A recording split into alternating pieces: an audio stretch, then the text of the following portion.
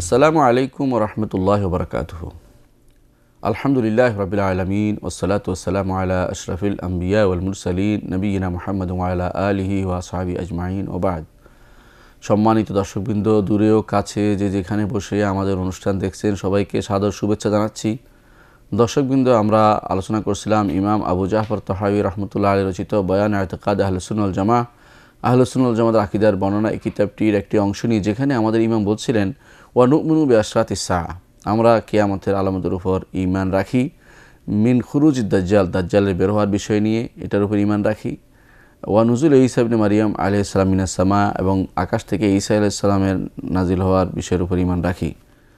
এর মধ্যে আমরা গত কয়েকটি পর্বে দাজ্জালের বিষয়টি আলোচনা করেছি। গত পর্বে আমরা শুরু করেছিলাম ঈসা ইবনে মারইয়াম আলাইহিস সালাম আকাশ থেকে নাজিল হবেন এবং তিনি কি কি করবেন তার কিছু আলোচনা আমরা করেছি। কোরআনে কারীম থেকে দলিল দিয়েছি আমরা গত পর্বে যে ঈসা আলাইহিস সালামকে আল্লাহ তাআলা আকাশে উঠিয়ে নিয়েছেন এবং তাকে কেউ হত্যা করতে পারেনি। এবং আমরা বলেছিলাম যে আয়াত দিয়ে যারা দলিল দেয় যে তার মৃত্যু হয়েছে তারপর তাকে উঠাই নিয়েছে, বিশেষ করে খ্রিস্টানরা, তারা ভুল পথে আছে।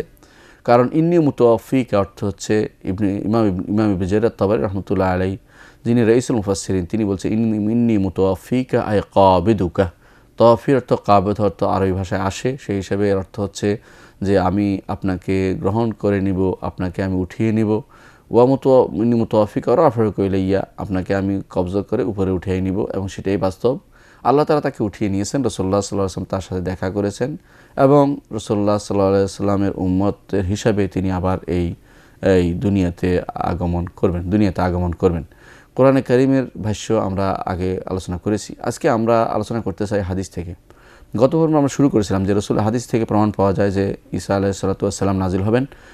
তার মধ্যে একটি হাদিস উল্লেখ করেছি আবু হুরায়রা রাদিয়াল্লাহু আনহু থেকে, যে অচিরেই তোমাদের মধ্যে ইবনে মারইয়াম নাজিল হবে। তিনি ইনসাফকারী বাদশাহ হিসেবে নাজিল হবেন। তিনি সলিব ধ্বংস করবেন, ক্রুশ ধ্বংস করবেন, অর্থাৎ ক্রুশ থাকবে না, মিথ্যাকে ভেঙে চুরমার করে দিবেন।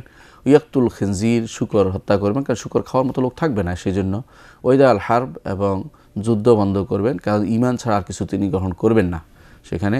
ওয়াফিদুল মাল হাত্তা লা ইয়াকবালু আহাদ, এবং সম্পদ এত বেশি পরিমাণে বেড়ে যাবে যে কেউ সেটা আর গ্রহণ করতে চাইবে না। তখন একটি সাজদা দুনিয়া এবং তার মধ্যে যা তা থেকে উত্তম হবে, কারণ সম্পদের মানুষে ব্যস্ত থাকবে, সাজদা দেওয়ার সময় মানুষে পাবে না, সেজন্য সাজদা হবে সবচেয়ে দামি জিনিস।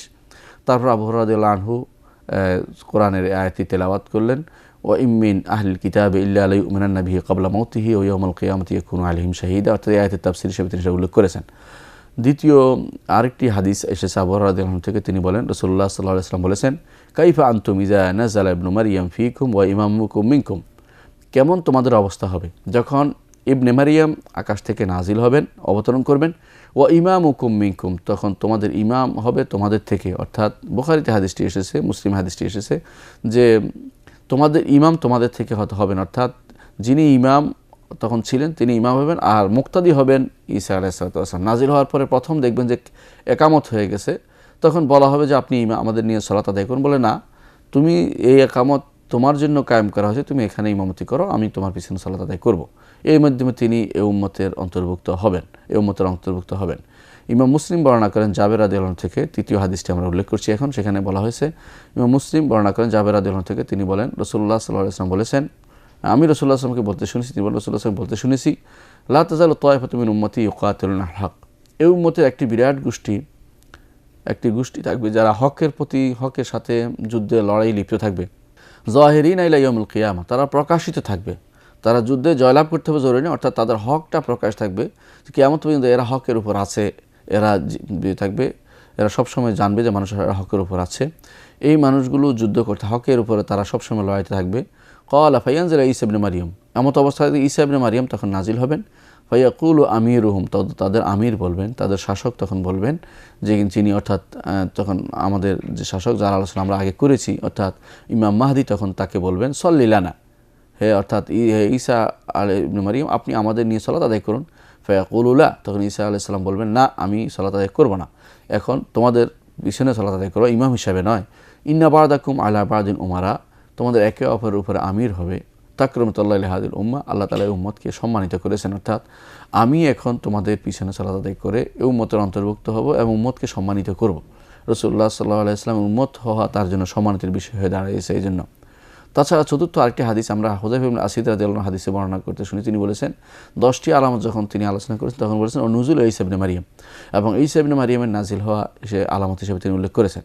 পঞ্চম যে হাদিসটি আমরা বলি রাসূলুল্লাহ সাল্লাল্লাহু আলাইহি ওয়াসাল্লাম থেকে এসেছে, আবু হুরায়রা বলেন আল আম্বিয়া ইখওয়াতুল লিআল্লাতিন, নবীরা হচ্ছে বইপত্রীয় ভাই, উম্মাহাতুহুম শাত্তা, তাদের মা অনেক, ওয়া দীনুহুম ওয়াহিদ, তাদের দিন এক, ওয়া ইন্নী আউলান নাস বিঈসা ইবনে মারিয়াম, আমি সবচেয়ে কাছের মানুষ হচ্ছে ঈসা ইবনে মারিয়ামের সবচেয়ে কাছের মানুষ, অর্থাৎ লিআন্নাহু লাম ইয়াকুন বাইনি ওয়া বাইনাহু নবী, কারণ আমার পরে এবং তার মাঝে, আমার আগে এবং তার মাঝে, তারপরে এর মাঝে কোনো নবী ছিল না, অর্থাৎ ঈসা আলাইহিস সালামের পরে মুহাম্মদ সাল্লাল্লাহু আলাইহি ওয়াসাল্লাম তিনি প্রথম নবী, এর মাঝে আর কোনো নবী ছিল না, এটাই বিশুদ্ধ মত।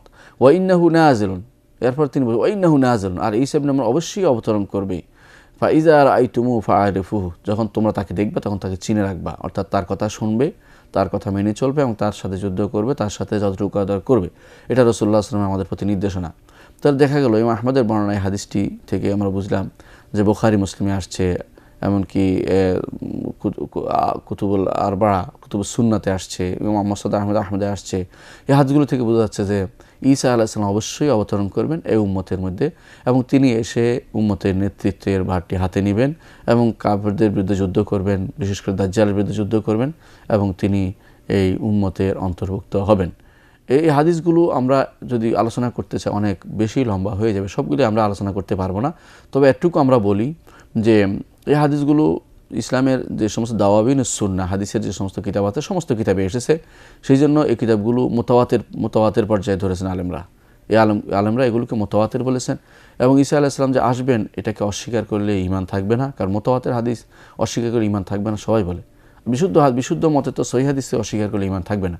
এই জন্য আমরা সবাই উম্মতের একমত যে মুতাওয়াতির হাদিসকে অস্বীকার করলে ঈমান থাকবে না, এটা ঈমান আনতে হবে। যুগে যুগে যারাই আকীদার উপর গ্রন্থ লিখেছেন প্রত্যেকেই এই ঈসা আলাইহিস সালাম নাজিল হওয়ার বিষয়টি ঈমান আনতে হবে বলে তারা ঘোষণা করেছেন। এই জন্য আমরা দেখতে পাই যে ইবনে জারীর তাবারি তিনি বলেছেন যে ওয়া আউলাল আকওয়াল বিসসিহহাতি ইনদানা কাউলু মান ক্বালা, যে বিশুদ্ধ মত হচ্ছে বিশুদ্ধ কথা হচ্ছে এটাই, ওই ব্যক্তির কথাই বিশুদ্ধ যে ব্যক্তি বলে থাকেন যে ইন্নী মুতাওয়াফিক, অর্থ হচ্ছে ইন্নী কাবিদুকা মিনাল আরদ, আমি জমিন থেকে আপনাকে গ্রহণ করে নেব, ওয়া রাফিউকা ইলাইয়া, তো আপনাকে আকাশে উঠিয়ে নেব। কারণ লিতাওয়াতুল আখবার আন রাসূলিল্লাহ সাল্লাল্লাহু আলাইহি ওয়াসাল্লাম, কারণ রাসূলুল্লাহ সাল্লাল্লাহু আলাইহি ওয়াসাল্লাম থেকে মুতাওয়াতির পর্যায়ে আসছে আন্নাহু ক্বালা, তিনি বলেছেন ইয়ানজিলু ঈসা ইবনে মারিয়াম ফায়াকতুলুদ দাজ্জাল, দাজ্জালকে হত্যা করার জন্য ঈসা আলাইহিস সালাম আকাশ থেকে নাজিল হবেন। তারপর তিনি বেশ কিছু হাদিস নিয়ে এসেছেন ইবনে জারীর তাবারি রহমতুল্লাহ আলাইহি। অনুরূপ ইবনে কাসির রহমতুল্লাহ আলাইহি তিনি অনেকগুলো হাদিস বর্ণনার পরে বলেছেন তাওয়াতারাতিল আহাদিস আন রাসূলিল্লাহ সাল্লাল্লাহু আলাইহি ওয়াসাল্লাম, রাসূলুল্লাহ সাল্লাল্লাহু আলাইহি ওয়াসাল্লাম থেকে মুতাওয়াতির পর্যায়ে হাদিস আসছে আন্নাহু আখবারা, তিনি খবর দিয়েছেন বিনুজুল ঈসা ইবনে মারিয়াম ক্বাবলা ইয়াউমিল কিয়ামতি, কিয়ামতের আগে ঈসা আলাইহিস সালাম আসবেন, ইমামান আদিলান ওয়া হুকমান ওয়া হাকামান মুকসিতান, ইমাম ইনসাফকারী ইমাম হিসেবে এবং ন্যায়পরায়ণ বিচারক হিসেবে তিনি আসবেন। তারপর তিনি 18টি হাদিস সেখানে নিয়ে এসেছেন। অনুরূপভাবে ইমাম সিদ্দিক হাসান আল কানুজি রাহিমাহুল্লাহ তিনি ঈসা আলাইহিস সালাম নাজিল হওয়ার বিষয়টি আলোচনা করতে গিয়ে বলেছেন ওয়াল আহাদিসু ফি নুজুল ঈসা কাসীরা, ঈসা আলাইহিস সালামের নাজিল হওয়ার বিষয়ে যে সমস্ত হাদিস আছে তা অনেক বেশি। শাওকানি 29টি হাদিস সেখানে উল্লেখ করেছেন, সেগুলি কোনোটা সহিহ, বেশিরভাগই সহিহ, কোনোটা হাসান, কোনোটা দুর্বলও আছে, সেই দুর্বলটা মুনজাবার অর্থাৎ গ্রহণযোগ্য, যেগুলো অন্য হাদিস দ্বারা যেগুলো দোষ ত্রুটি চলে যায় সেগুলো সেরকম কিছু হাদিস এসেছে। যেগুলোতে স্পষ্টভাবে এসেছে যে দাজ্জালের হাদিস আসছে, কোনোটা আলাদাভাবে যে মাহদির সাথে আসছে, বিভিন্নভাবে সাহাবায়ে কেরাম থেকে বর্ণিত হয়েছে যে এগুলো সহিহ হাদিস, এগুলি মুতাওয়াতির হাদিস, এগুলি সাহাবায়ে কেরাম থেকে যা আসছে সেগুলিও মারফুর হুকুম রাখে, এগুলো ইজতিহাদ করে কেউ কিছু বলেনি। সুতরাং তারপর তিনি সবশেষে বললেন জামিউ মা সুকনাহু বালাগা হাদ্দাত তাওয়াতুর কামা লা ইখফা আলা মান লাহু ফাদলু ইত্তিলা, যারা দিন সম্পর্কে বুঝে, যারা হাদিস সম্পর্কে বুঝে, তারা যদি কোনো ভালো করে তাকে বুঝতে পারবে যে এই হাদিসগুলো যা আমরা বর্ণনা করেছি এগুলি মুতাওয়াতির পর্যায়ে চলে গেছে, সুতরাং এগুলিকে উপরে ঈমান আনতে হবে। সিদ্দিক হাসান আল গুমারি রাহিমাহুল্লাহ তিনি বলছেন যে ঈসা আলাইহিস সালাতু ওয়াস সালাম নাজিল হবেন এই কথাটি কোনো রকমের সাহাবায়ে কেরাম, আইম্মা মাতবুঈন, তাবেঈন এবং ওলামা এদের সমস্ত যুগে যুগে একমত সবাই এ ব্যাপারে কোনো দ্বিমত কোনো দিনই ছিল না, সুতরাং এ ব্যাপারে কোনো সন্দেহ করা যাবে না। তারপর তিনি বলেছেন তাওয়াতুর হাযা তাওয়াতুরুন লা শাক্কা ফিহি, এর মধ্যে মুতাওয়াতির পর্যায়ে পৌঁছে গেছে, এর মধ্যে কোনো সন্দেহ করা যাবে না, মুতাওয়াতির হাদিসগুলোকে অস্বীকার করা যাবে না। এই জন্য দেখা গেছে যে 25 জন সাহাবী থেকে এই হাদিসটি বর্ণিত হয়েছে, এই হাদিসগুলো বর্ণিত হয়েছে যে ভিন্ন ভিন্নভাবে 25 জন সাহাবী থেকে যে ঈসা আলাইহিস সালাম অবতীর্ণ হবেন, নাজিল হবেন। অনুরূপে তাবেঈনদের মধ্যে 30 ঊর্ধ্ব তাবেঈ থেকে বর্ণিত হয়েছে যে তারা বর্ণনা করছেন এই হাদিসগুলো যে অবশ্যই ঈসা আলাইহিস সালাম দুনিয়াতে আসবেন। তারপর তাবেঈনদের সংখ্যা আরও বেশি, এরপরে সংখ্যা হিসাব করবে কে, এমনকি কুতুবুস সুন্নাহ যারা লিখেছেন তাদের কাছে এত বর্ণনায় আসছে তা হিসাবের বাইরে, তার বাইরেও আসছে। মাসানিদ গ্রন্থের লেখক মাসনাদ তায়ালিসি, মাসনাদ ইসহাক ইবনে রাহওয়াই, আহমদ ইবনে হাম্বল, ওসমান ইবনে আবি শাইবা, আবু ইয়ালা, বাজ্জার, দাইলামি, এরা সবাই এই হাদিসগুলো বর্ণনা করেছেন। এমনকি ইবনে খুজাইমা, ইবনে হিব্বান, হাকিম, আবু আওয়ানা, ইসমাইলি, দয়াল মখদেসি প্রত্যেকে হাদিসগুলো বর্ণনা করেছেন। জাওয়ামির যারা লিখছেন তারাও বর্ণনা করেছেন, মুসান্নাফাত যারা লিখছেন তারাও বর্ণনা করেছেন, সুনান লিখছেন তারাও বর্ণনা করেছেন, এমনকি তাফসির বিল মাসুর যারা করেছেন তারাও বর্ণনা করেছেন। এই সবাই, এমনকি আজজা লেখক, গারায়েব লেখক, মুজিজাত লেখক, তবাকাত লেখক, মালাহিম লেখক সবাই বর্ণনা করেছেন। সুতরাং এই হাদিসগুলো অস্বীকার করার কোনো জো নেই। ঈসা আলাইহিস সালাম অবশ্যই তিনি তার রূহ এবং জাসাদ সহ উপরে উঠে গেছেন এবং সেখান থেকে তিনি নাজিল হবেন কিয়ামতের আগে, এবং তিনি কিয়ামতের একটি আলামত বলে আল্লাহ তাআলা যেভাবে বলেছেন, রাসূল সাল্লাল্লাহু আলাইহি ওয়াসাল্লাম যেভাবে ঘোষণা করেছেন সেটাই সত্য, যে অবশ্যই তিনি কিয়ামতের আলামত হিসেবে তিনি আসবেন এবং তার আসার বিষয়টি মুতাওয়াতির হাদিস দ্বারা প্রমাণিত। এই জন্য দেখা গেছে আনোয়ার শাহ কাশিমি রহমতুল্লাহ আলাইহি, যাকে আমাদের পাক ভারতীয় একজন বড় মুহাদ্দিস সম্পর্কে সবাই যার ব্যাপারে সুধারণা পোষণ করেন, তিনি একটা কিতাব লিখেছেন। তিনি কিতাবের নাম দিয়েছেন আত-তাসরিহ বিমা তাওয়াতারা মিন নুজুলিল মাসিহ, অর্থাৎ মাসিহ নাজিল হওয়ার বিষয়ে মুতাওয়াতির পর্যায়ে যা আসছে সেগুলো তিনি সেখানে উল্লেখ করেছেন, হাদিসগুলো উল্লেখ করে তিনি গ্রন্থ লিখেছেন। সেখানে হাদিসগুলো একত্রিত করেছেন, সেখানে 70টি হাদিস নিয়ে এসেছেন, 70টির বেশি হাদিস নিয়ে এসেছেন যা দ্বারা প্রমাণিত হয় যে ঈসা আলাইহিস সালাম অবশ্যই নাজিল হবেন। অনুরূপভাবে আউনুল মাবুদ শরহ সুনান আবি দাউদ এর লেখক আজিম আবাদি রাহিমাহুল্লাহ তিনিও বলেছেন তাওয়াতুল আখবার আনিন নবী সাল্লাল্লাহু আলাইহি ওয়াসাল্লাম ফি নুজুল ঈসা ইবনে মারইয়াম আলাইহিস সালাম মিনাস সামা, যে মুতাওয়াতির পর্যায়ে আসছে ঈসা আলাইহিস সালামকে নাজিল হওয়ার বিষয়টি আকাশ থেকে, যে তিনি তার শরীর সহ নাজিল হবেন জমিনের ইনদা কুরবি কিয়ামতের আগে। ওয়াহাযা মাযহাবু আহলুস সুন্নাহ, এটা আহলুস সুন্নাহ ওয়াল জামাতের মাযহাব। ইমাম আহমদ শাকির রহমতুল্লাহ আলাইহি বলেন, আহমদ শাকির আবুল আসবাল যিনি মুহাদ্দিস মিন ফুহুল মুহাদ্দিসিন, বড় মুহাদ্দিসের মধ্যে একজন ছিলেন, তিনি বলছেন নুজুল ঈসা ইবনে মারইয়াম আলাইহিস সালাম ফি আখিরিজ জামান মিম্মা লাম ইয়াখতালিফ ফিল মুসলিমুন, মুসলিমরা এবারে কোনো দ্বিমত পোষণ করে না যে ঈসা আলাইহিস সালাম নাজিল হবেন শেষ জীবন দুনিয়ার শেষ সময়ে। লিউরিদিল আখবার আন নবী সাল্লাল্লাহু আলাইহি ওয়াসাল্লাম বিযালিকা, কারণ সহিহ হাদিস রাসূলুল্লাহ সাল্লাল্লাহু আলাইহি ওয়াসাল্লাম থেকে তা এসেছে এবং এটা মালুম মিনাদ-দীন বিদ-দারুরা, এটা অবশ্যই দ্বীনের জরুরি বিষয় হিসেবে মেনে নিতে হবে। লা ইউমিনু মান আনকারাহু, যে ব্যক্তি এটা অস্বীকার করবে তার ঈমান অবশ্যই অনুষ্ঠিত, ঈমান থাকবে না। এটা আমাদের ইমাম আহমদ শাকির সেটা বলেছেন। এরপর তিনি মুসনাদ আহমদের তালিক করতে গিয়ে এক জায়গায় বলেছেন যে যারা মুজাদ্দিদ নামে তথাকথিত সংস্কারক নামে নিজেদের বর্তমান সময়ে কেউ নিজেকে প্রতিষ্ঠা করতে চেয়েছেন, তারা এই সমস্ত হাদিসগুলোকে অস্বীকার করছেন যে ঈসা আলাইহিস সালাম শেষ জামানে নাজিল হবেন না। তাদের কাছে বিভিন্ন রকমের সন্দেহ কাজ করছে। এরা ঈমান বিল গায়েব তাদের নেই, তারা ঈমান নেই, তাদের ঈমান থাকবে না, কারণ এই হাদিসগুলো মুতাওয়াতির হাদিসগুলো অস্বীকার করা জায়েজ নেই, কারণ এগুলো মালুম মিনাদ-দীন বিদ-দারুরা, দ্বীনের মধ্যে অংশ হিসেবে এটা এখন স্থাপিত হয়ে গেছে। সুতরাং কোনো ব্যক্তি এগুলি কোনো রকমের যেন তাবিল না করে, কোনো ইনকার না করে, এ বিষয়ে তিনি সাবধান করেছেন।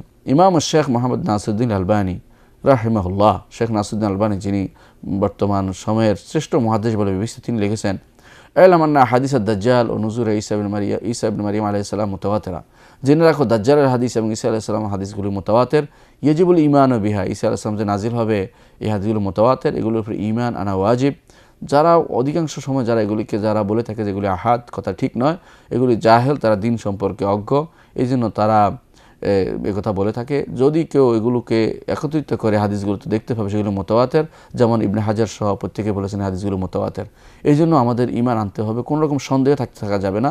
দেখা গেছে এই ইমাম আহমদ ইবনে হাম্বল রাহমাহুল্লাহ এই জন্য তার উসুলুস সুন্নাহ কিতাবে বলতেছেন উসুলুস সুন্নাহ ইনদানা, যে আকীদার মূল হচ্ছে আমাদের নিকটে, সুন্নাহ হচ্ছে রাসূলুল্লাহ সাল্লাল্লাহু আলাইহি ওয়াসাল্লাম অনুসরণযোগ্য যে নীতি, সেটা হচ্ছে এটা আত-তামাসসুকু বিমা কানা আলাইহি আসহাবু রাসূলিল্লাহ সাল্লাল্লাহু আলাইহি ওয়াসাল্লাম, রাসূলুল্লাহ সাল্লাল্লাহু আলাইহি ওয়াসাল্লাম যা রাসূলুল্লাহ সাহাবীগণ যেটার উপর ছিল সেটাকে ভালো করে ধারণ করতে হবে। ওয়াল ইক্তিদা বিহিম, তাদেরকে অনুসরণ করতে হবে। ও তারকিল বেদা, বেদা পরিত্যাগ করতে হবে, আর প্রত্যেক বেদাই পথভ্রষ্ট। তারপর তিনি অধিকাংশ আকিদা বর্ণনা করেছেন। বর্ণনা করার পরে বলেছেন ওয়াল ঈমানু, আর এই জন্য ঈমান আনতে হবে, আন্নাল মাসিহাদ দাজ্জাল খারিজুন, মসিহ দাজ্জাল বের হবে, মাকতুবুম বাইনা আইনাইহি কাফির, তার দু চোখের মাঝখানে কাফের শব্দটি লেখা থাকবে। ওয়াল আহাদিস আল্লাতী জাআত ফীহি ওয়াল ঈমানু বিআন্না যালিকা কায়িনুন ওয়া আন্না ঈসা ইয়ানজিলু ফায়াকতুলুহু বিবাবিল উদ্দিন, যে এর মধ্যে যে সমস্ত হাদিস এসেছে এবং এর উপর ঈমান আনতে হবে যে এটা অবশ্যই ঘটবে, এবং এটাও ঈমান আনতে হবে যে ঈসা আলাইহিস সালাম নাজিল হবেন এবং তাকে বাবে লুদ্দে হত্যা করবেন। তাহলে আমাদের ইমাম আহলুস সুন্নাহ ইমাম আহমদ ইবনে হাম্বল রাহমাহুল্লাহ তার উসুলুস সুন্নাহর মধ্যে যা লিখেছেন সেটা অনুসারে ঈমান যতক্ষণ পর্যন্ত প্রতিষ্ঠিত হবে না কারো, যতক্ষণ সে ঈমান আনবে না যে ঈসা আলাইহিস সালাতু ওয়াস সালাম নাজিল হবেন, এর উপর ঈমান আনবে না, তার ঈমান থাকবে না। ইমাম আবু হাসান আশআরী রাহমাতুল্লাহ আলাইহি তার কিতাবের মধ্যে উল্লেখ করেছেন যে আকিদা আহলে সুন্নাহ ওয়াল জামাত উজলুক করে তিনি বলেছেন ওয়াল ইকরারু বিল্লাহি, আল্লাহর উপর ঈমান স্বীকৃতি দেয়া, মালায়েকাদের উপর স্বীকৃতি দেয়া, কুতুব ওয়া রুসুলিহি, কিতাব এবং রসুলের উপর স্বীকৃতি দেয়া, ওয়ামা জাআ মিন ইনদিল্লাহ, যা আল্লাহর পক্ষ থেকে আসে সেগুলো স্বীকৃতি দেয়, ওমা রাহু সিকাত আন রাসূলিল্লাহ সাল্লাল্লাহু আলাইহি ওয়াসাল্লাম, এবং যা রাসূলুল্লাহ সাল্লাল্লাহু আলাইহি ওয়াসাল্লাম থেকে আসছে সেগুলো স্বীকৃতি দিতে হবে, বিশুদ্ধ মতে এসেছে।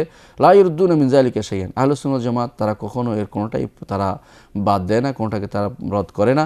ওই সাদ্দিকুনা বিখুরুজিদ দাজ্জাল ওয়া আন্না ঈসা ইয়াকতুলহু, তারা এটা বিশ্বাস করে যে দাজ্জাল বের হবে এবং ঈসা আলাইহিস সালাতু ওয়াস সালাম তাকে হত্যা করবে। তারপর তিনি সবশেষে বলেন বিকুল্লি মা যাকারনা মিন কাউলিহিম নাকুলু ওয়া ইলাইহি নাযাব, যে এই আহলুস সুন্নাহ ওয়াল জামাত যা বলেছে, যা উপরে যা উল্লেখ করেছে সেটাই আমরা বলি এবং এই মতে আমরা পোষণ করি, মতে আমরা পোষণ করি।